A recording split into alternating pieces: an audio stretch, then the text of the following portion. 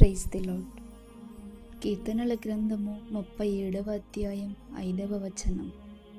నీ మార్గము యెహోవాకు అప్పగింపుము, నీవు ఆయనను నమ్ముకొనుము, ఆయన నీ కార్యము నెరవేర్చును. నీ మార్గము ఆయనకు అప్పగించు, నీ సమస్యలు పరిస్థితులు ఆయనకు అప్పగించు. ఆయన మంచి ఇంజనీర్, నీ మార్గాన్ని అందంగా మలుస్తాడు. మనుషులను నమ్ముకొనుట వ్యర్థం. నీ పరిస్థితి వారికి చెప్పుకోవడం ద్వారా నిన్ను హేళన చేస్తారు, అవమానపరుస్తారు. అదే నీ పరిస్థితిని ఆయనకు చెప్పి ఆయనకు నీ జీవితాన్ని అప్పగిస్తే నీకు ఎదురైన ప్రతి పరిస్థితి నుంచి, సమస్య నుంచి విడిపించి సరైన మార్గంలో మనలను నడిపిస్తాడు.